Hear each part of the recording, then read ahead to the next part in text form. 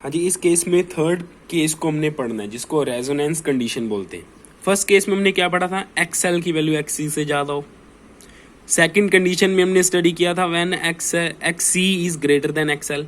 अब third condition, दोनों की वैल्यू सेम भी तो हो सकती है। तो थर्ड कंडीशन में मैंने क्या कंसीडर किया कि capacitive reactance and inductive reactance की वैल्यू इक्वल हो तो क्या होगा।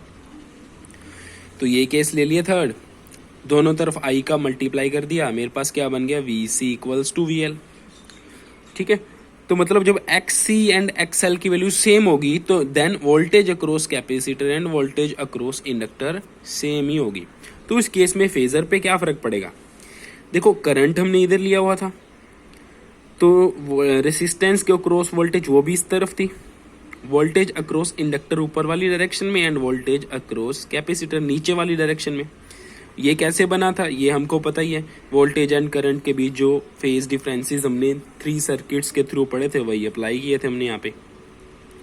अब देखो VL की वैल्यू एंड VC की वैल्यू इक्वल है, मतलब ऊपर वाली डायरेक्शन में जितनी वोल्टेज है उतनी ही नीचे वाली डायरेक्शन में वोल्टेज है। तो ये दोनों वोल्टेज एक दूसरे को कैंसिल कर देंगी, एक दूसरे के फैक्ट को नलीफाई कर देंगी। तो अब वोल्टेज रहा है कौन सी की, सिर्फ रेसिस्टेंस की वोल्टेज, सिर्फ रेसिस्टेंस की वोल्टेज इस तरफ, करंट इस तरफ।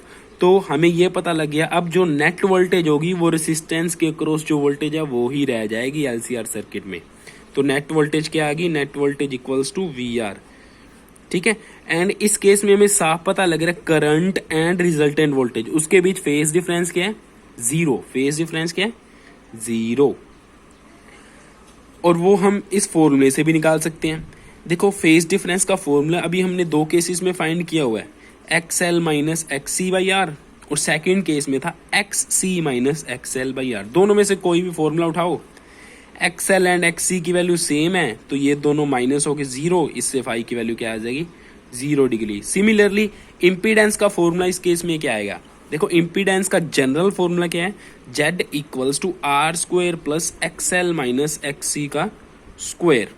अब XL एंड XC की वैल्यू सेम है तो ये दोनों एक दूसरे को कैंसिल कर देंगे, जीरो का स्क्वायर कुछ भी नहीं होता, अंदर क्या रह जाएगा, Z equals to R square, जिससे Z की वैल्यू क्या आ जाएगी, R। और ये क्या होगी, LCR सर्किट की मिनिमम रेसिस्टेंस होगा, ये LCR सर्किट का मिनिमम डिस्टर्बेंस होगी।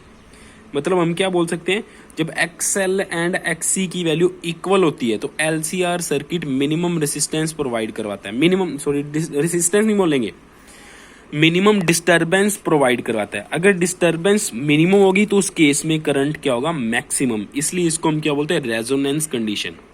क्या बोल रहा हूं मैं, when XC and XL equal होंगे उस केस में LCR सर्किट का डिस्टरबेंस मिनिमम होगा। अगर LCR सर्किट का इस टाइम पे डिस्टरबेंस मिनिमम होगा तो करंट की वैल्यू उस टाइम मैक्सिमम होगी। इस कंडीशन को अपने क्या बोलते हैं, रेजोनेंस कंडीशन।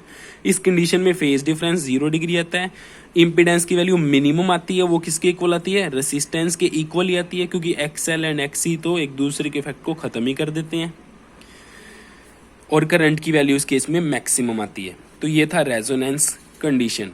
अब रेजोनेंस कंडीशन है, इसमें कभी कभी रेजोनेंस फ्रिक्वेंसी भी पूछ लेते हैं। रेजोनेंस फ्रिक्वेंसी क्या होती है वो देखो अभी आगे। रेजोनेंस फ्रिक्वेंसी का पहले एक्सप्रेशन फाइंड कर लेते हैं।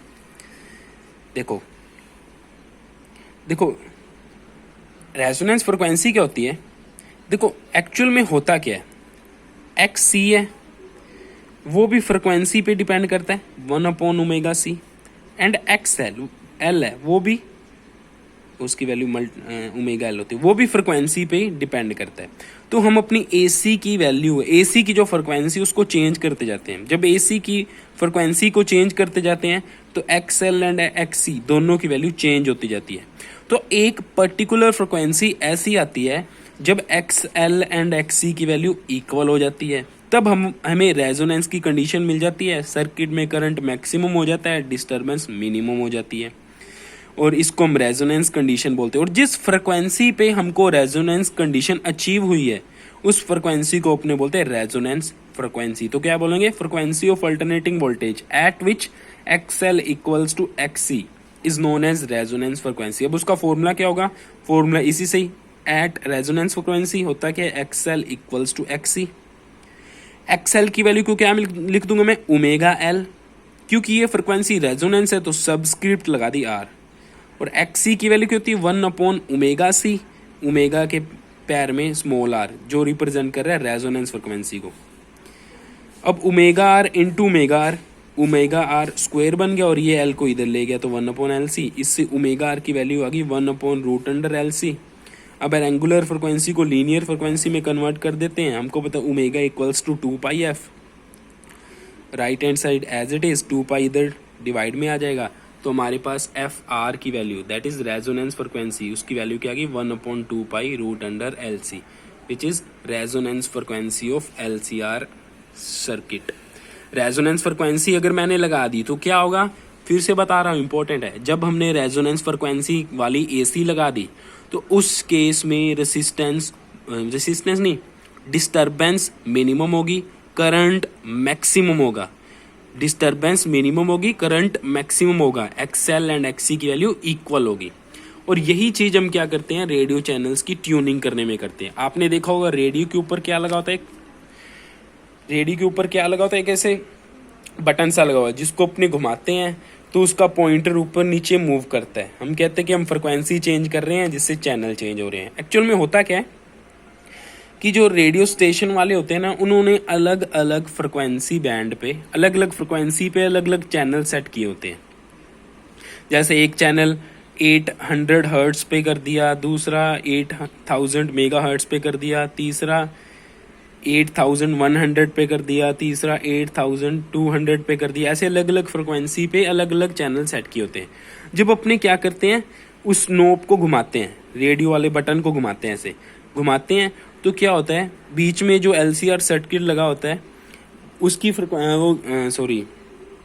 उसमें क्या होता है घुमाते हैं तो क्या होता है जो L एंड C है उसकी वैल्यू बीच में जो लगी होती है वो चेंज होती है, जिससे फिर क्या होगा फ्रिक्वेंसी चेंज होगी, L एंड C की वैल्यू चेंज होगी तो रेजोनेंस फ्रिक्वेंसी की वैल्यू चेंज होगी। तो हम चेंज करते जा रहे हैं, फ्रिक्वेंसी चेंज हो रही है। तो एक पर्टिकुलर वैल्यू पे जाके क्या हो जाएगी, हमको किसी चैनल की रेजोनेंस फ्रिक्वेंसी अचीव हो जाएगी। एक मिनट यार, ग्राफ तो रहेगी, ये ग्राफ बताने जरूरत थी तो वो नेक्स्ट वीडियो में करते हैं। पहले ये ग्राफ बताता हूँ, फिर उसके बाद आपको फिर मिनिमम और मैक्सिमम करंट तो बताया नहीं, तो वो नेक्स्ट वीडियो में करते हैं रेडियो चैनल की ट्यूनिंग।